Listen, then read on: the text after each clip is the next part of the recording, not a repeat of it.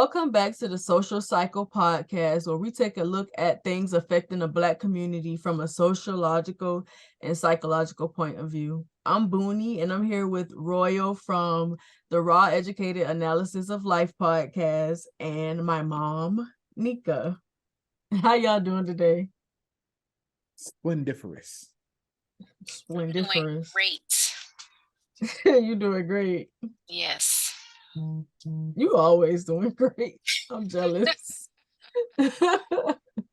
But today we are going to talk about romanticized struggle love. This has been a topic that I've been wanting to talk about forever because I feel like it's something that's so common. And honestly, in most of relationships or whatever that you see, it's so common. And basically romanticized or struggle love is basically like the Bonnie and Clyde, ride or die, stick beside me, struggle to prove you love me type of thing. Like, I'm a need for, like, how you know how those people be on social media, like, I need you to do X, Y, and Z for you to prove that you love me, or if a girl stay down with me when I get locked up, that's my ride or die. Like, I know she love me, she loyal, whatever. Y'all know how it go, the typical. But I felt like it was important to discuss because I feel like, and not even just in the Black community, I feel like it's prevalent everywhere. Like, we all have a little of that in our society. But we're gonna jump right into the topics with the What's Your Theory segment. The question for this segment is, why do you think struggle love is romanticized? I can go first on that one. Go ahead. They romanticize it because they feel like if they're not struggling to be in a relationship, then the person that they're in a relationship with don't love them. Yeah. It's a certain type of, like, I think people even put you through tests to see how you gonna do in certain situations, and that's weird. What about you, Roy? What you think about it? I think it's because we see it on TV, especially like reality TV, like the Krishan Rock and Blueface situation. Like, we see it, and they're supposedly so in love because they're staying together. Right. Just like that's not the sign of a healthy relationship. Just because you stayed together, you could be together for 40 years and be in an unhealthy relationship. Right. Exactly. People just think that that's all that matters a lot of the Right. times. But I feel like the reason why it's romanticized is because I feel like it's everywhere. Because I feel like every single thing that we accomplish, we have to struggle to get there. There's obstacles for everything. And just to point out, I feel like in religion, when it comes to God and the belief system, and you have to go through all of these things to prove that you believe, and you got to go through all of these things to prove that you are worthy of salvation. So I feel like even in religion, like, we learn that that's how love is set up. Like, there's a price you got to pay before you get it. And I feel like it's unhealthy in a lot of those situations too. I do feel like I think people judge your love based off of the things that you are willing to accept when you're in a relationship, rather than the things that you're willing to give, or the things that, or the way that you really feel about them. They judge it by what you can accept and how long you're going to accept it. And if you don't accept it in a certain amount of time, that means you don't love me. It's not love. And I definitely think that it's very unhealthy, like a very unhealthy thing. But at the same time, that's kind of how the system is set up. There's a price you got to pay for everything. So, and love is included. And I think that that's the one thing that shouldn't be included. If anything gonna be excluded, it should be love. But that's how it is. So we can go to the next segment, the Hear Me Out segment, with this question. How much do you think the media and our upbringing influences our views of romantic relationships? I think that it influences a lot, especially how you grow up more than the media, because we're it is our only example a lot of the time. Like me growing up, the only example of a marriage I had was my parents. Right. I thought that was how marriage was supposed to be, you know, Right. and a lot of things I learned were unhealthy at the time. But it's I think media is more crucial now, but still, if you have a healthy something at home, the media will look bad to you what they portray. Right. But if you Right. don't at home, maybe you don't have an example relationship, the relationships we see on media really does influence, especially the younger you are, they're sponges when they're young, so they're just soaking it up. They're not even thinking about it. They're just seeing this, and it's like, Right. well, I guess this is how it's supposed to be. I Like, was supposed to be. What about you, Mom? The media definitely influences the relationships because people look at other people out there in the media and be like, oh, they got such a great relationship, but you don't know what's going on that you don't see. So you can't sit here and say that's a great relationship and that's the kind of relationship you would like to have because you don't even know exactly what it is that they have.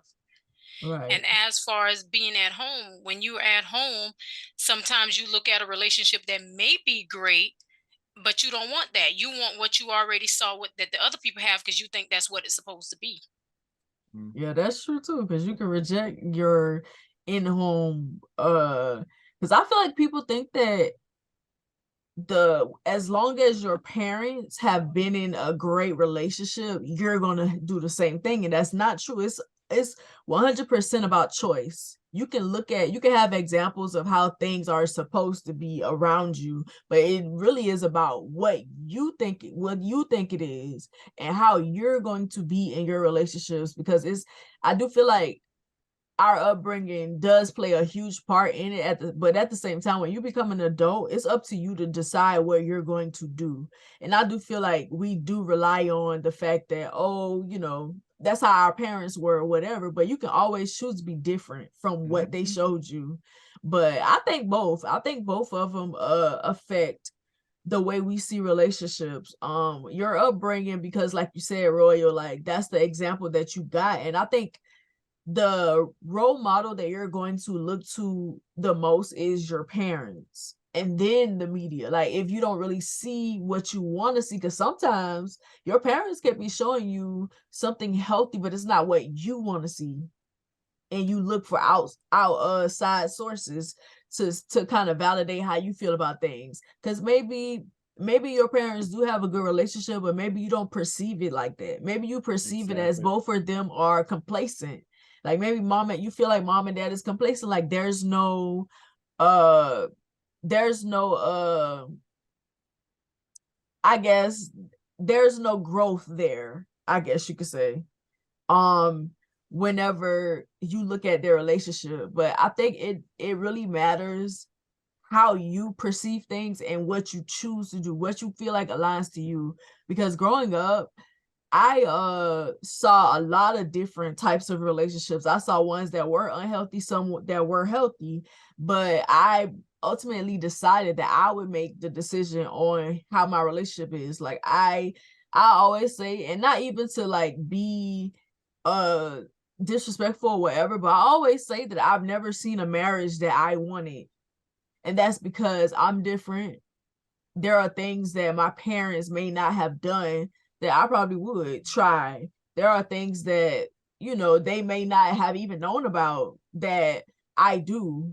And I don't feel like and I don't feel like there's nothing wrong with trying to figure out your own way, even if you do see healthy examples of what a relationship is supposed to look like. But I think that you can see the healthy, and you can be so fixated on having a healthy relationship that you sabotage every relationship that you're in, because you're trying so hard to be what that is, and you don't They even don't fit really into know the what it mold. is. They don't Right. fit into the mold that you created. Yeah. Right, you don't even know what it is for real. You just trying to copy what you saw, what your mom and dad did, and sometimes that it can come out unhealthy. Very much so. Like, So I feel like at the end of the day, it's really about what you want, what works for you, what you're comfortable with, what type of situation you want to be in. Thank you for joining us, Martelle. We're in like we're in the second segment, which is the hear me out segment. And if you want to jump in, the question is, how much do you think the media and our upbringing influences our views on romantic relationships?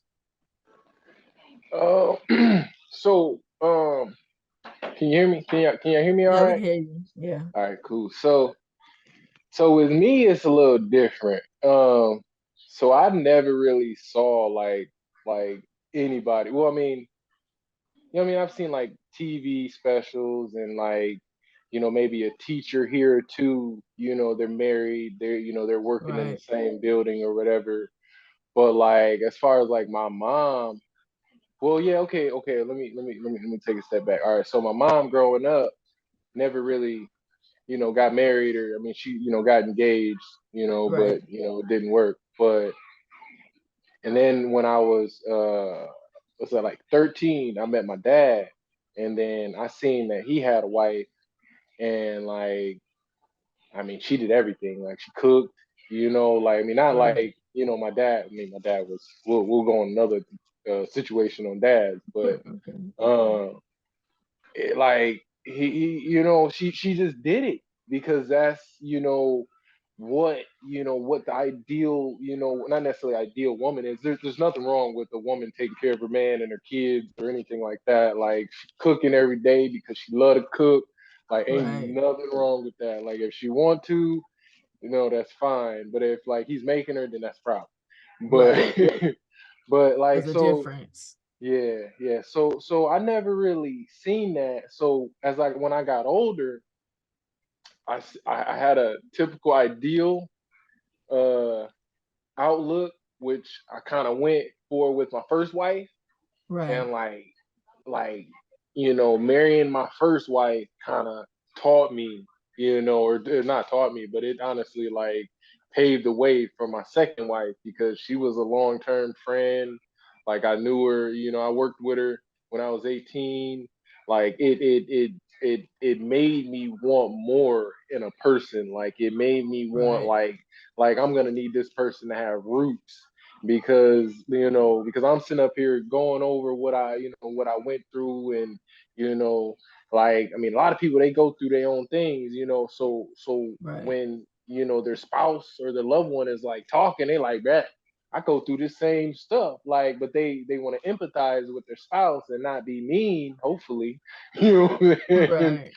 But it's just sometimes it's hard, you know, because they don't know the backstory and like what you've gone through, you know. So I mean, that I found that and I feel like I got lucky because of that. You know, I went back to it, you know, rather Right. than keep going forward trying to figure something out new because, you know, I was sabotaging my relationships.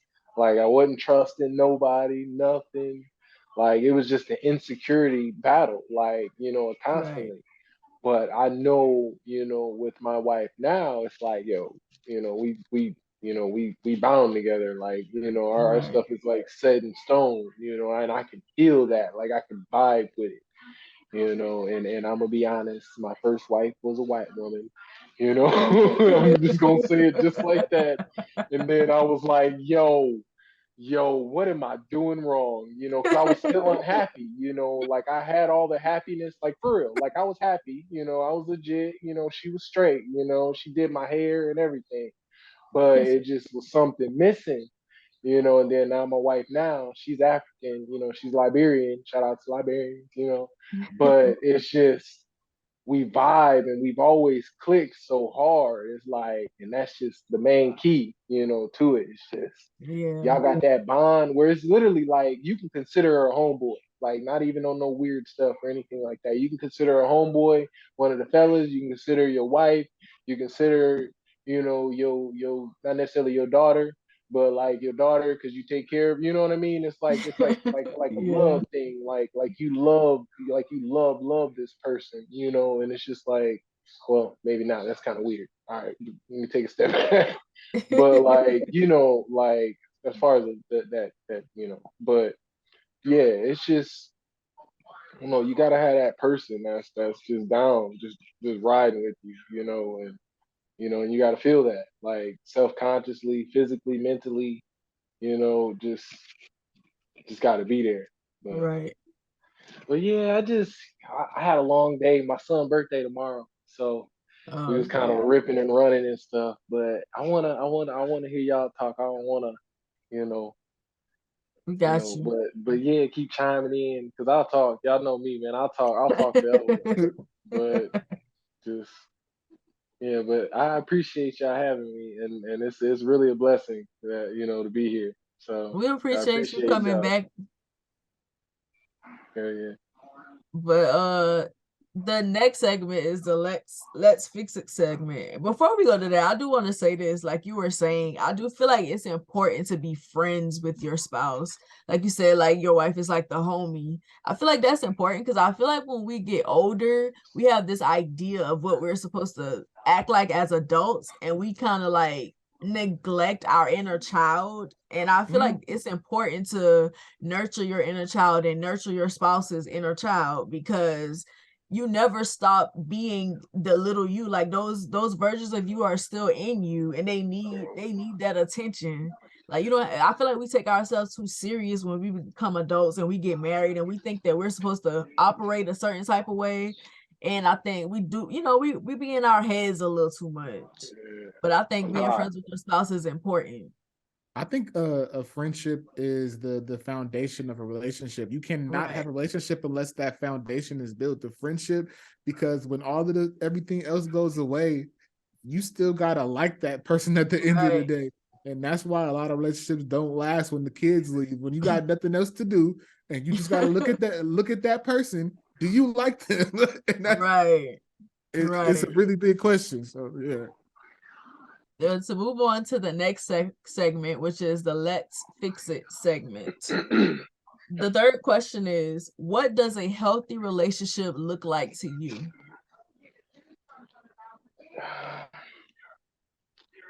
Ma, I'm gonna start with you. To me, a healthy relationship starts off like everyone else was saying. You be friends with the person that you are with. There's no better friendship, relationship than a relationship that starts off with you and your partner being friends. Right. Because I'm gonna be honest, I'm friends with my husband. Every time something happened, that's the first person I want to run to tell it to, and we laugh about it or talk about it or whatever. But it starts with you being friends. You be friends, and then like we don't argue. We don't argue. There's Right. no point in arguing. It solves nothing, like I always say. And you have to be able to communicate. I always say how I feel, whatever it is I want to say, I always say that. So that's part of a healthy relationship for me. Yeah. What about you, Roya? A healthy relationship to me looks like, well, first of all, I said that foundation, of course, the friendship, communication Right. on every level for me, because I feel like if you're with somebody, it would suck to hear something from them, like from somebody else about them that they should have told you.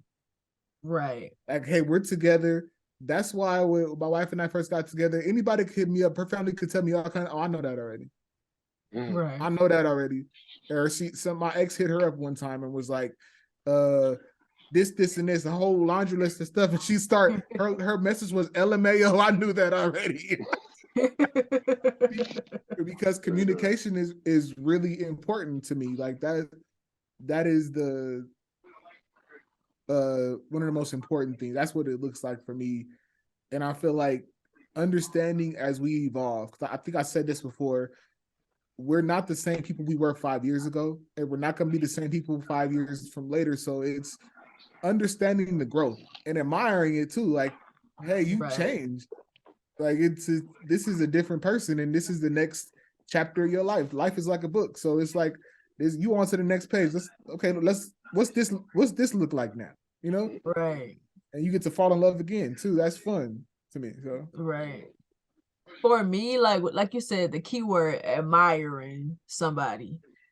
Of course, I feel like you should have the friendship. I think communication is important as well. But I feel like these days people are afraid to adore their partner. Like I feel like that's somebody that you should gush over. Like you're in love with them. Like everything they do is cool to you. Like, oh my God, you learn how to do this. That's so cool. Like I feel like everything your partner does should be cool. Like you should be just so in love with them that you're watching this person evolve and not having any expectation, just letting them grow and evolve and looking at it and being able to admiring it and also taking yourself out of the situation a lot of the times to understand them. Understand that a lot of the things that they go through is not about you. A lot of the things that they feel is not about you. You have to see them as an individual. You have to see them as a person who has their own thoughts, their own beliefs, their own way of doing things, and you have to know how to navigate that without always making it about you. Everything that happens, making it about you. Like you have to really be open-minded when it comes to your partner. Allow them to be a human being. Allow them to just be, really Mm. to exist. And you look at it and you admire it rather than look at it and be like, I don't like that. You have to change that. I don't like that about you. You need to change that. You know what I mean? Like picking different things that you don't like about them and stuff like that instead of like just highlighting things that you do like about them. Maybe I don't expect everybody to like every single thing about their partner, but at least the things that you really like, make sure they know that. Make sure they know it all the time. I think that that helps. And I think that that helps a person want to be with you, like to do this life thing with you, because that's really what you're doing. Like when you're always showing them appreciation even for the little things, like you said, your dad's wife, she cooked and cleaned and all of that stuff. It's important for you to appreciate that, not just expect it, but when they do it, you appreciate it. You tell them, I'm glad, I'm thankful for you for cooking for me tonight and cleaning after you've done that or whatever. I think those things are important. I think that people have become afraid of that because they feel like it makes them seem weak. It makes them seem like it makes you vulnerable, and it opens up the space for your partner to hurt you. And a lot of people are afraid of getting hurt. And to me, getting hurt, get your feelings hurt, being heartbroken, that's just a part of life to me. You should be able, I know it's hard a lot of times, but you should be able to like brush that off. That's just, that's just what you go through sometimes. But I feel like it gets bad when we take offense to it and we make it a bigger issue than it really has to be. Um, but yeah, I think that a healthy relationship is you going through life with your best friend and you just admire everything that they do and you want to see them grow. It's not really about you molding them into anything, or you expecting certain things, but like you just watching them, like you sitting back and you watching how this person is evolving and you're happy to be a part of that. Mm. Oh, what about you, Martelle? That's deep. Look, I'm like, woo, dang, you right. Y'all, all three of y'all are right. Like, definitely right. Like, I mean, I'm trying to think of something witty to say, but like, but like, literally, like, all that, like, time with dedication, just giving your partner that understanding, and just y'all growing together, riding together, like just wrap all that up in a ball and just put time on it, because you got to give people time. And that's one thing people forget. Like people don't understand why they're failing. It's because they're not Right. giving themselves time. Like it's just like, people be like, oh man, like today, tomorrow, oh man, tomorrow I'm gonna be frustrated or whatever. It's like, no, because it's just time. Like I know this is gonna happen, so I'm okay with it. I gotta figure out Right. how we can not do it. Like give your person that benefit of the doubt. Some people just shut it out, like I'm not dealing with it anymore, and just kind of walking away from it. But no, you got to give yourself time because we can talk, communicate, but if you're not willing to you know because it's a breakdown of things. It's like I don't know, like I've been around my wife since we're like 18, and I'm like 30 something now, Right. and I'm still learning new things about her, like, and it's just like it's just a never ending, oh, okay, cool, all right, you just learn, and just Right. be willing to learn. It's like, learning something new, like, but I'm with it, and I'm this time, it's coming from a person with one failed marriage, it's all right, things happen, you got to keep moving forward. But Right. some people they'll fail once and then they'll just never do it again. But Right. Mm-hmm. it's The worth it. It's fear, worth it. that fear. Yep. But but yeah, man, y'all did that thing. I, Yeah. I wanted I wanted to say something real quick, Boonie. When you were talking, it reminded me of this phrase that one of my friends used to say when I was 18. And he was only 2 years older than me, but he had a wise phrase. He said, "Love is giving someone the ability to destroy you, but trusting them not to." And I think that Yeah. you cannot have a healthy relationship without being vulnerable with them, because if you're always on guard, then they're never going to see the real you. Right. You have to be willing to put yourself out there, whether you feel like you're going to be judged or not. And then it's a lovely thing when you say the most vulnerable thing about yourself, and the person that loves you says, "Okay, cool." Like that's Right. because I still like you at the end of the I day. still like you. That's fine. Like Right.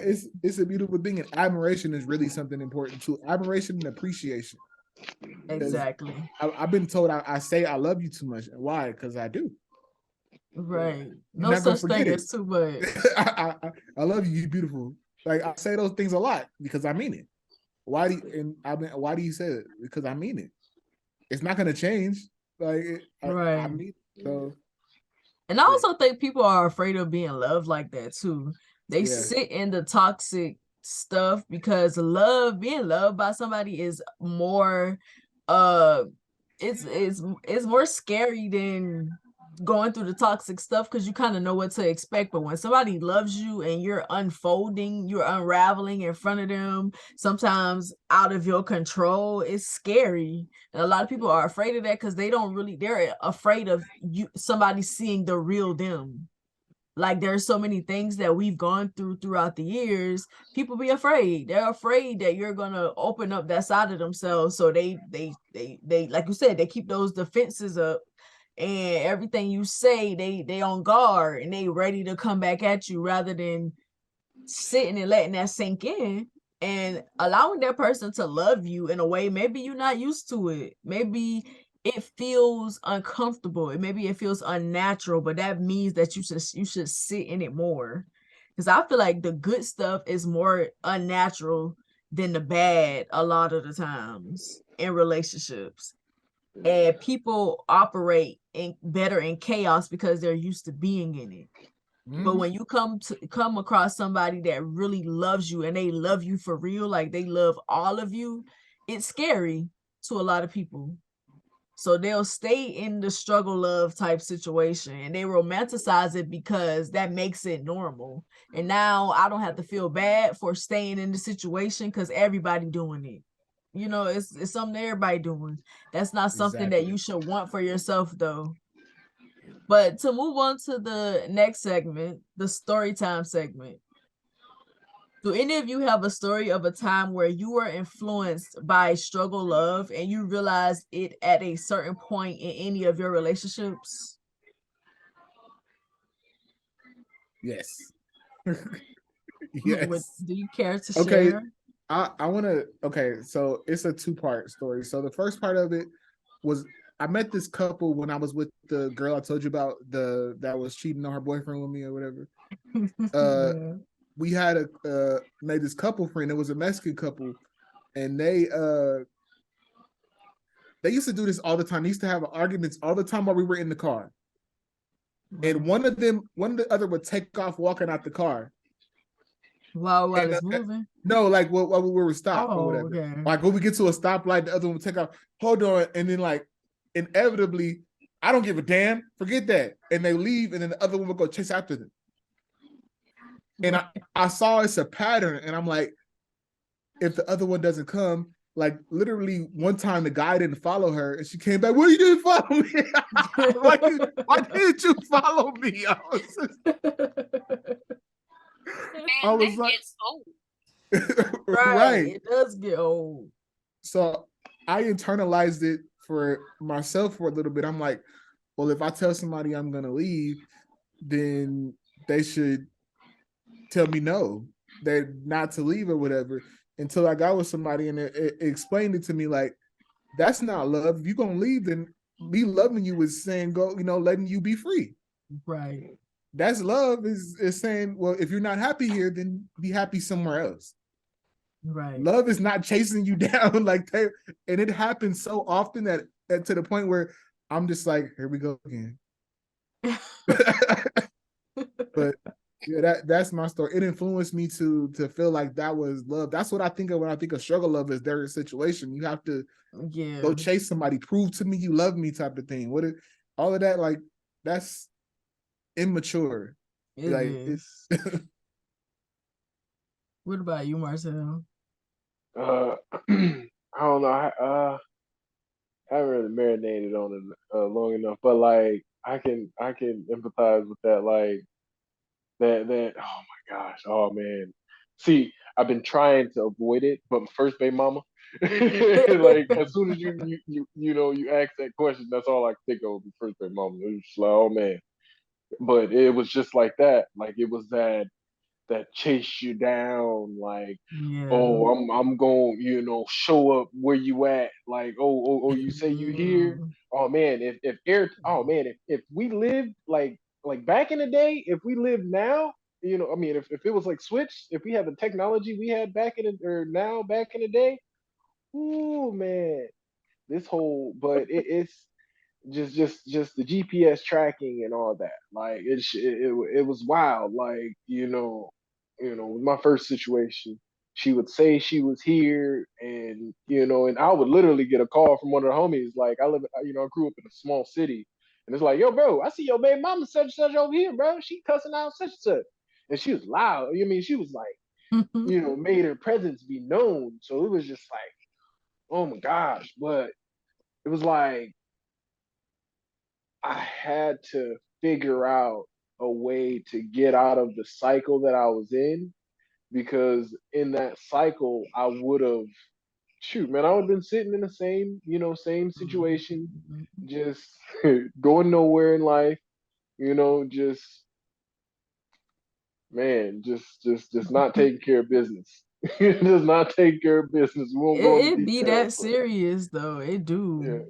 Yeah. Cause I mean you can with certain people they want a certain amount of lifestyle and that's all they want and they're okay with it.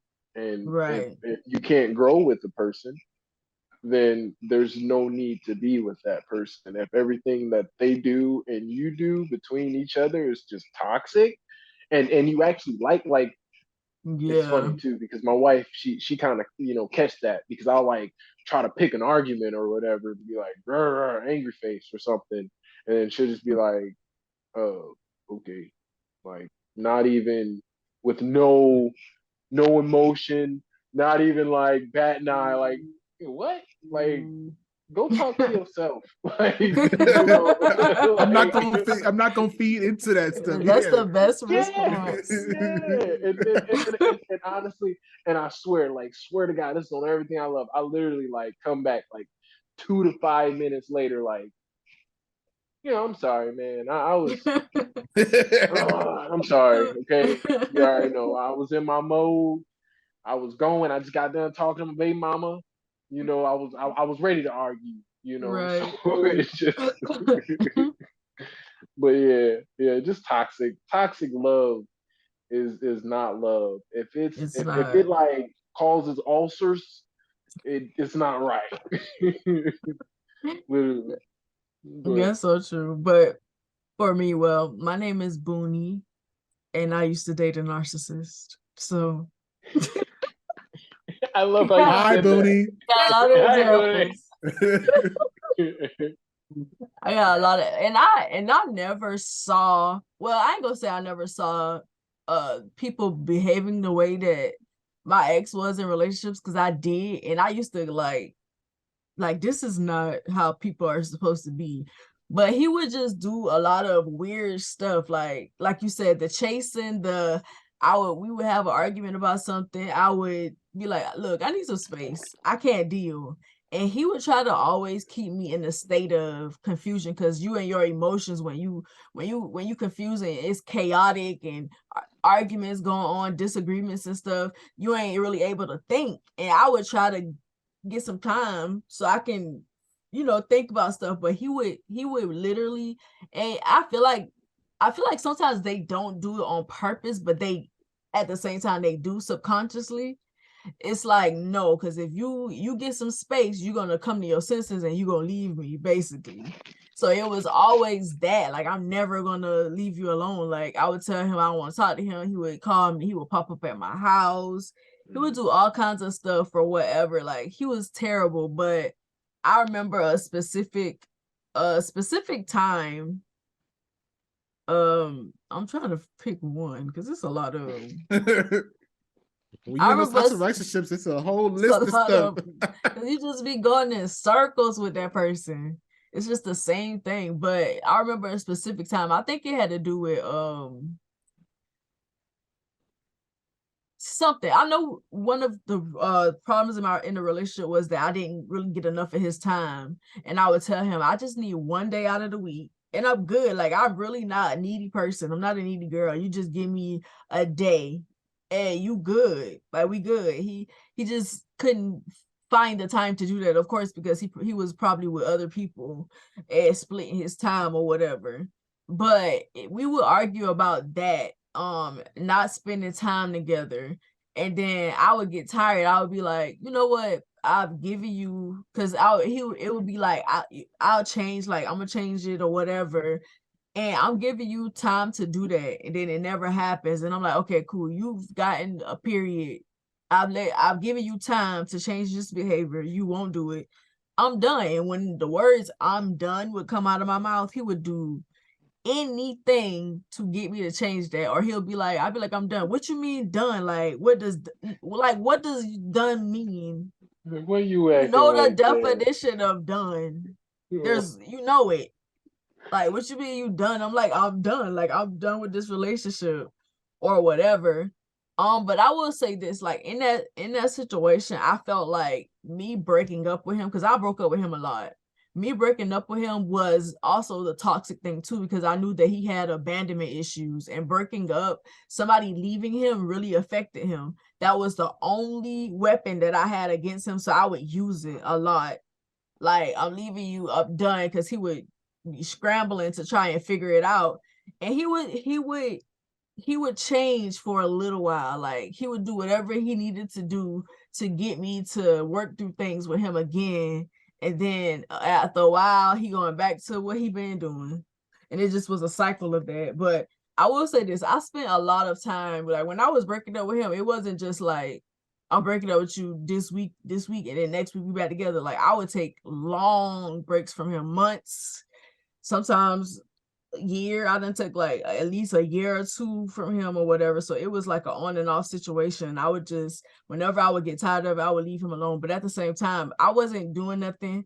I wasn't going nowhere. I was getting sick. I was having a lot of crisis and stuff like that were putting me down. So I wouldn't, it's not like I was going out to meet nobody. You can't really trust people on social media. He was the only person that I felt comfortable with giving my time to in that way. So that's why I kept him around, because I was alone. I was by myself a lot. So whenever I wanted somebody, he was there.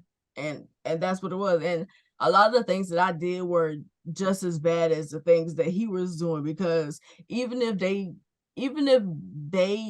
did something to you first, your reaction is still bad. It doesn't matter that they did it first. If you reacted a certain type of way, that's still bad. But it was very toxic, and I didn't know that he was a narcissist when I was with him. I didn't learn about that until I left. But it's crazy how in those relationships, like Martelle was saying, you literally go nowhere. Like, you're complacent. Your life is not moving in any way. Your career really ain't moving. Your like nothing that you're doing is really going anywhere when you with that person. And I always tell people, a lot of the times when you're with people like that, you're getting their karma. You're experiencing the karma that they've collected from the things that they've done in their past. That's why you don't really get nowhere when you're with them, because they're stopping you. They're like an anchor.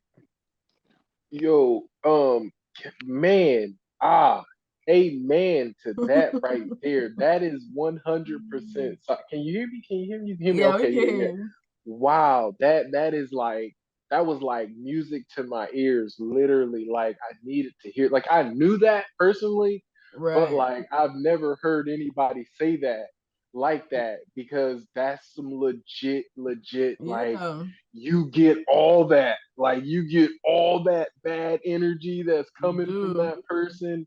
Like, oh my gosh, like, oh man, I can just think of just different scenarios and different lifestyles like I was in personally, and I'm wondering like, what the heck Why? did I do to get Yep. into this? And then you really think about it, yo, this really wasn't your situation. Like this could have all been, different if this person wasn't with you. You know what I mean? Right. Like just down to getting in trouble with police, like Yeah. getting in fights. I can remember, oh man, funny situation. Let me say this real quick. It was a guy. He was like, he stole a phone, and my baby mama was like, "Oh, I'm gonna be Billy Bad Person." And then I walk outside, see this dude cussing out my baby mama, and somehow he ended up on the ground. But then he came back with a gun, and I set myself in the crib and chilled. And I'll admit that, because everybody was like, "Homie got a banger. He about to do something to you, bro." And I'm like, "Sure, I'm not." And I he gonna don't have to blame come. you. He gonna have to come in my house. Hey, just come to my doorstep. We'll be okay. Just everything's fine. Just come to my house first. But I'm done. But yeah, that Like, one. I was just scared. Like I ain't even gonna lie. Like I was scared. Like I was scared shitless. there Like ain't excuse nothing my wrong with language. that. But that nigga, Nothing wrong with that. he got bodies. I ain't gonna lie. Like now I know him. He's an older guy and he's still out, and I'm pretty sure he's on the run still. But like he got bodies, so he Yeah. I'm straight.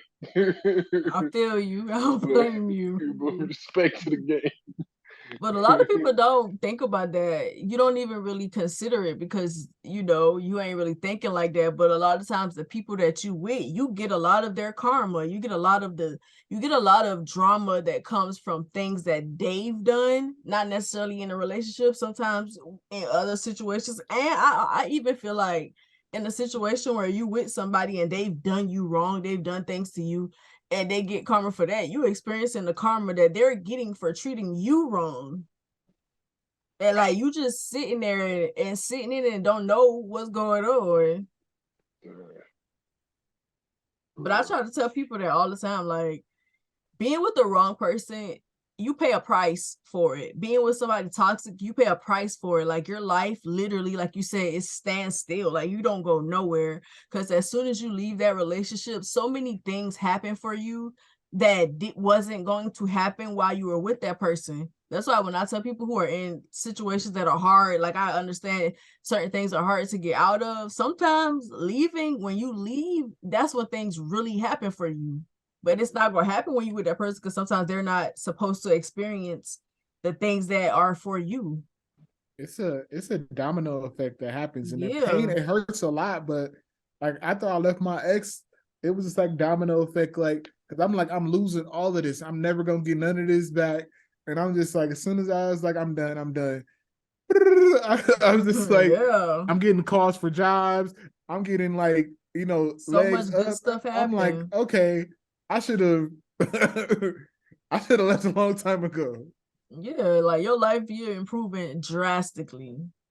Mom, do you have a story that you want to share with us? Not really, but some I was people about to are say. afraid to leave for the simple fact that they don't know what's going to happen if they leave, but that's the whole purpose of leaving. But I can tell y'all one thing that, especially when I was much younger, I don't sit in a relationship. I used to tell myself, I'm too young for this. I don't have time for this right here. And I would just leave you. I'm not about to sit in no toxic relationship. I'm not about to sit and let you just constantly keep doing me any kind of way. That doesn't happen. Right. And me and my That's sister was just talking about that today because we know someone that she's a toxic person. She's in a relationship with somebody that she goes to work. They spend it all her money. They deciding how the money is spent that she is making. Now he's not making any money. She's making the money, and he's deciding how it's being spent. Matter of fact, he got his cash app set up to her debit Mm. card that she work and make. So she calling him saying, could you cash out me some money, and then he ain't even cash apping her enough to handle what she want the money for. her own money she Her asking own for. her own money she's asking for. And not only that, every time something needs to be done with her car, he's the one got to fix it with her debit card. Now, not no money he got with her debit card. And he'll Mm. spend time with her, taking her to the movies off of her money. And if he buy her gifts, it's off of her money. And she is so bad to the point where she said she done invested so much in him. She hope he does try to leave him. She would kill him and all kind of stuff like that. Yeah. And she also wants him to marry her. So I was like, that's See, crazy. I'm not about to sit in a relationship like that. That's crazy. yeah, see, and it's And crazy. I know that's struggle love. For real, for real. that 100%. is. I Like can't I we you can't know, like imagine being in a situation like that. Like I've been in situations where I was broke, and one of my exes told me, "Why did you just buy me a gift with my money?" I can't. That's not a gift. right. That's not a gift. If I can't buy it for you, that is not a gift. Like I can't. Right. But just no, I don't care. If the difference is we sharing an account and we both putting into there, Right. yeah. But if I don't have the money right now, then how am I gonna? I'll make something. That's something that Right. rather than Write buy it. something, Right. something. They are sharing it, but she's the one putting it in there. He's not putting anything in there. That's crazy. Not me trying to think about who you talking about. Oh, you know who it is. That's definitely struggle love, but I wanted to read it says the term struggle love refers to a one-sided relationship, most often when one partner is the one who has his or her life together with a job, apartment, etc. Her partner on the other hand has not accomplished these milestones and may look to you to help them out. And then like it another situation is struggle love can also look like a great deal of arguing and lack the give and take that's important in healthy, thriving relationships. If you are arguing or feel like you're begging your partner to perform simple tasks such as holding down a job, helping around the house, and being active with the children, if you have any, you're not being a nag or asking too much for expecting these things from your partner. Struggle love is often challenging to spot, and plenty of people ignore it. Plus, if you're in a struggle love relationship, it's easy to overlook red flags too. And it says it can affect your mental wellness. Struggle love becomes particularly toxic when it begins to affect your mental and physical well-being. Are you stressed because you have to foot the bill for two adults? Do you desire more commitment than your partner is willing to give? If so, this could leave you feeling lonely and unloved. And it can manifest, I feel like pain, like heartache can manifest physically. Like I remember when I used to date this guy, he used to be so angry all the time. So whenever he would call my phone, I would immediately get a headache. Like my head would just start hurting, and I read that number, I'm like, here we go. Like I used to dread it, but I got out of that situation so fast. Like I can't out. I ain't never had nothing like this happen to me. Like I can't do this. But it be a lot of symptoms like that too. People having health issues and stuff like that. They not realizing that it's coming from that situation a lot of the times. And your body is literally rejecting that person, and you need to do the same thing. It is Gotta start not worth listening. it. Gotta You'll start get listening better to if our you just get bodies. out the relationship. Right. Because your body telling you to get out of it. You ain't listening. I had a question for you, Boonie. Okay. So you mentioned that you were in a narcissistic relationship, but you didn't notice the signs at first. Do you feel like you can better identify those situations like now if you were to get Yeah. into? I did notice the signs. I just didn't know what to call it. It was weird. Like I went from being with guys that basically worshiped me to being with somebody like that. And at first I was looking at the situation like this is a person who is like a mirror. I'm not perfect. I've been treated like I've been perfect most of my life. So you finally come across somebody who don't look at you like that. They make you feel human. And I think that was the thing that I liked about him, but at the same time it wasn't healthy. Like he showed me things that I needed to work on. I can say that because I there were things that I needed to work on. But it would be certain things that he would do that I would question. I would be like, this is not love. This is not how you're supposed to treat somebody that you love or whatever. But the thing that kept me there, it was also a lot of things. One, he always was presenting me with a problem to fix, and I'm a person that likes to resolve things. Two, like I said, I at the time I didn't have anybody. Like this is coming out of high school, your friendships dissolving and stuff like that. He was the only person around. And then also I felt like there was something that I needed to learn from that situation, and I wasn't getting it at first until I started focusing on me rather than the relationship and him. I had to start looking at myself. What are you doing? What are you doing wrong? Like whenever he does this, how you react, stuff like that. And that's how I got out of the situation for good. Because like I said, I wasn't with him that much. It was on and off a lot, and it was off a lot. So I'm not gonna make it seem like I was in this all the time, but I definitely was affected by him being in my life.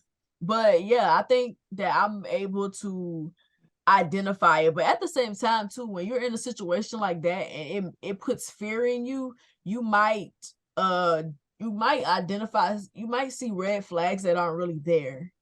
You might create it because you're afraid to get in another situation like that. So I was just about to ask that.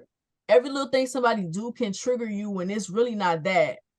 Am I like that? No. I feel like I have always been a good judge of character, a person's energy and stuff like that.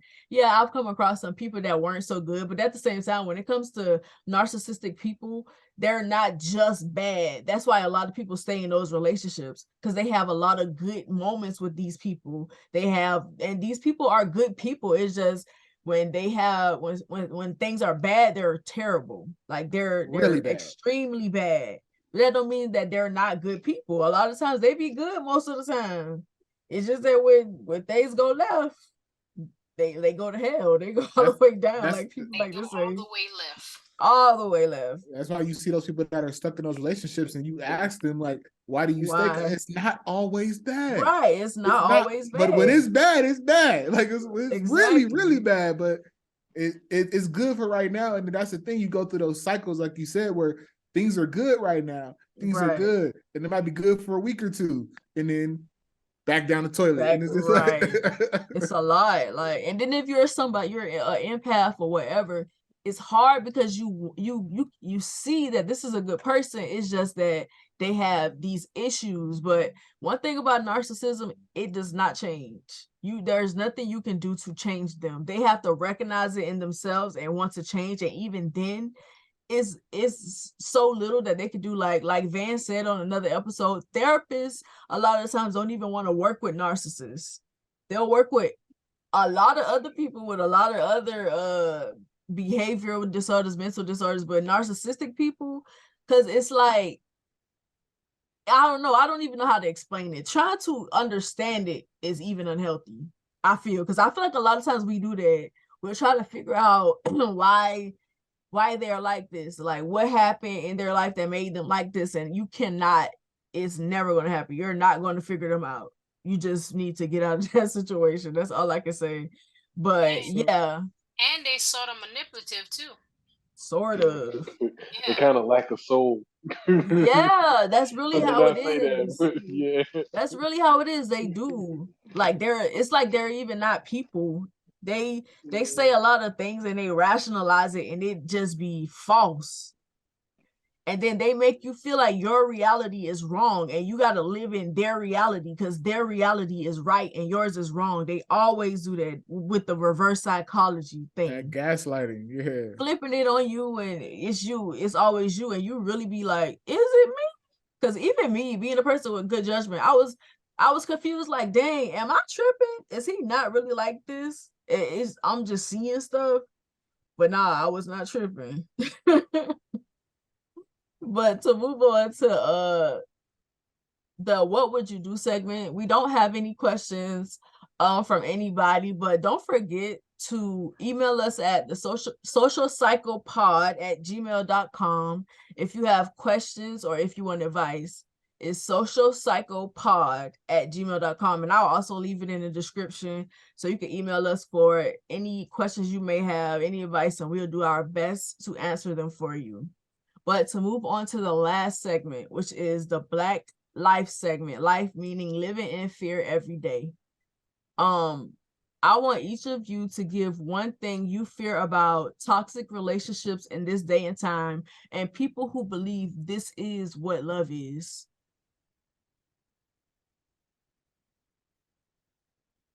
Well, I can start with that one.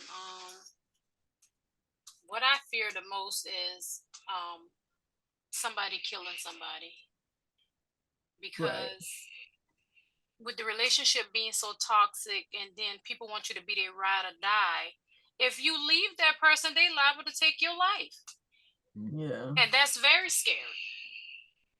And you shouldn't Yeah. be putting yourself in those situations like that. But once you get in them, it's hard to get out. It's really hard to get out. What about you, Royal? I fear the same thing, and I fear it becoming overwhelmingly like the norm.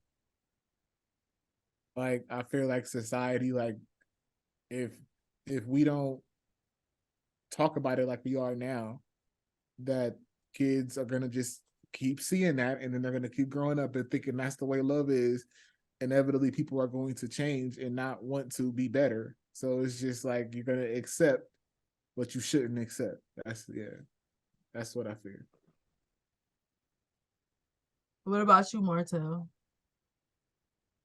Um, my thing, I was thinking, my own personal fear that everybody, like, it's like a everybody kind of thing. Like, eventually they'll leave you. I mean, eventually everyone leaves you. You know what I mean? Everyone, goes their separate ways, of course. Right. And like, so, you know, not necessarily my wife leaving me, but like, just yeah, my wife like leaving me. Like, as far as the, just one day waking up, like, man, I'm not Right. into this anymore. Like this whole, I mean, of course we've got like kids together, we got, of course we'll have like houses and everything stuff, all that good stuff together, but just that general aspect of like people turning on, not necessarily turning, actually, yeah, turning on me, like just turning it off one day. Like, because I mean, Right. you can do it to an extent, but some people can really do it, like, and just, things just turn sour, like, Right. and it's just, there's nothing you can do, and it's just, but it always, you know I don't know, but I'm a good guy, I promise. So, I do right, and I do my due diligence, and, but so but in all realness, that could not be enough. But then again, that's just people. That's just how it is. So yeah, it's Right. just, yeah. What I do, it's just I just keep just going for it every day, praying, everything's good, just stay motivated. Got you. Mm. For me, I fear like Roy said, it becoming more normal, and like this is because it's extremely normal now, and like when certain things happen on social media, the way that people respond to it scares me, because it's like there are thousands of y'all who feel like this. Like, for instance, when the Saweetie and Quavo thing happened and people were laughing at it, oh, we've all tussled over a key, or we've all been there, we've all done this, and I'm like, bro, this is strange. Sometimes things happen in society that make me think like that. Like, it's alarming how many people think that toxic relationships are normal and it's cool and it's good. Like, this is love. And I'm afraid that it's gonna just become worse. Like, and there are gonna be fewer people who really understand what a healthy relationship is. And and when it comes to dating, you having to weed out those ones that think that this is what love is, and just having to even just go through that to get to whoever you're supposed to be with. It's a lot, it's a journey, but I'm afraid of it becoming more normal, and like people not even wanting to change it. Like you mentioned earlier, the Krishan and Blueface, people are so entertained by their relationship. They're so invested emotionally in that relationship. And I always just sit back and I watch how people respond, and I'm like, why is it like this? Why do they think that this is how it's supposed to be? Like, when did this start? When did we start getting this way? Because it's scary, because there's so many people who believe that this is what it is. And that's what I fear about it. Mm. It's But so bad and so normal that the artist puts it in their music. yeah, Those My thing, those are heartbreak songs because of things those people have been going through. right. my big thing is with all this demonic stuff going on, like they got like it's crazy. Like, I mean, it's just so violent and angry, and it's just that's really, you know what I mean? Like, I mean, I'm a conspiracy theorist, so like the meat, that's what they push, that's the Yeah, message, the that violence, they, especially when it comes yeah, to Black people. yeah, and It it's sad, sells.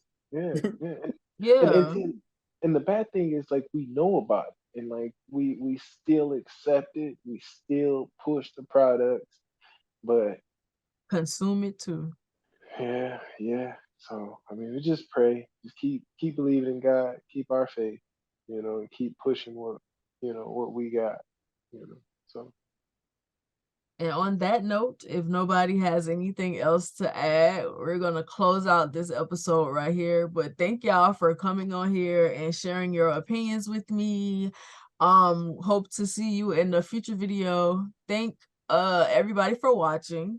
We appreciate you coming here every week and looking at our podcast, since it's so different from most. But I thank you for coming back every week and consuming the things that we talk about, because I feel like the more people that see it, we reach more people, and that makes me feel good when people comment and say that we make them think about something in a different way or whatever. Like, I feel like what I set out to do is happening, and I appreciate that. But we're going to end it right here. Thank you for watching. We will see y'all on the next video. Bye. I take it.